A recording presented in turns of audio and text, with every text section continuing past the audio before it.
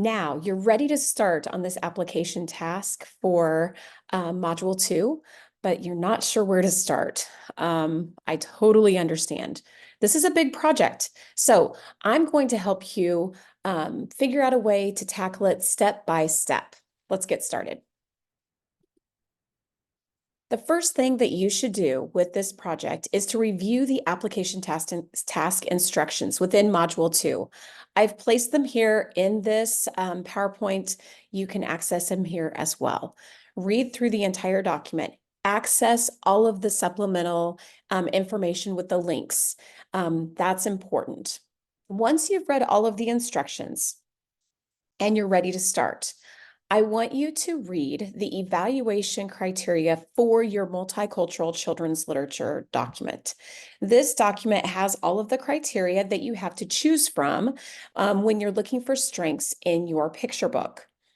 Know what they are before you go looking for a book. You have to have 3 of those criteria supported within your text. So I left the evaluation criteria link right here for you as well, if you're not sure where to access that. It'll be in several places throughout Module 2. The third thing that you do is you get to go to the library and look for books. That's my favorite. So go to the library, pour through the books. You can also, do a little homework before you go to the library. Look up some books that would be considered multicultural picture books. When you're choosing this picture book, be thoughtful of your learners. You need to think about the topic of the picture book and make sure that it's appropriate for the group that you have. They should have a little bit of background knowledge, but it should also push them to think a little bit. So, balancing that and making sure that the picture book is the one that you want to base your structured literacy lesson plan on is important. So take the time when you're doing this, but have fun too, and think about the possibilities of what you could include to make this lesson exciting for your students and fun. Then, once you've chosen your picture book, you will complete the evaluation of your picture book. I'm going to go ahead and pull up the document that you will complete for this evaluation. Here it is. So the evaluation for criteria is right here on the document, and the directions are here for this task. You will review the evaluation criteria.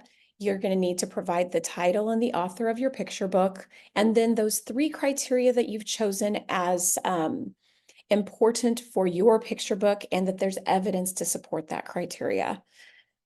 Now, you'll place each criteria that you choose down below, and then you will also be expected to provide an explanation, at least 2 sentences, and 1 cited evidence.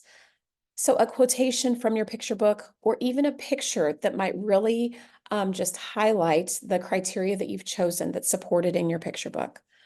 The explanation and the cited evidence should show support for stating that criteria as a strength. So you need to be thoughtful about what you're placing in these spots. The explanation for each criteria is worth 4 points.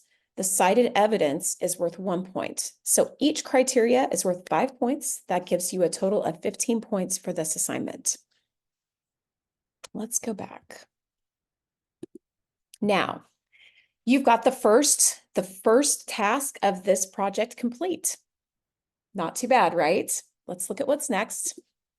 So now you get to look through your picture book, and you're going to choose 2 Tier 2 words from your chosen picture book text. If you're not sure what a Tier 2 word is for your grade level, you can use this link right here. It's an article explaining how you choose Tier 2 words. Read through that article and then go back into your picture book and choose those words intentionally for your targeted learners. Then you'll choose 2 other words from your picture book text. These words should have a pattern that you plan to highlight in your word study section of your lesson plan. So, for example, you might choose consonant vowel consonant words, or CVC words. You've probably heard them called that. Or words with the same vowel team, and I've listed several vowel teams there for you. You might also choose words with the same prefix or suffix. So depending upon your grade level, that's going to vary. We've got preschool through second grade. So the needs of preschool learners are different than the needs of your second graders. So think of the grade level that you're targeting and what makes the most sense for them. Now, here's the fun part. Begin writing your structured literacy lesson plan. And you can reference this application task PowerPoint if you'd like. You may also reference the structured literacy lesson plan guide. It goes step by step through every section and what needs to be included. There's also an example lesson plan for you just to take a look at. Yours doesn't have to look exactly like that, but it will give you an idea if you're on the right track or thinking in the right way. The one thing that I want you to keep in mind is that this should be fun for you. It should be fun and exciting, thinking about how excited your kids are going to be when you teach this lesson. Not only is it going to be fun, but they're also going to be learning with evidence-based strategies. And that's exciting in itself because you're making a difference in their life by helping them become a better reader. And there's nothing better than that. So share your love of reading and look at this as presenting your students with a gift. What an amazing opportunity we have. So I hope you're inspired to write an amazing lesson plan. I know you're going to do great, and I look forward to seeing your work.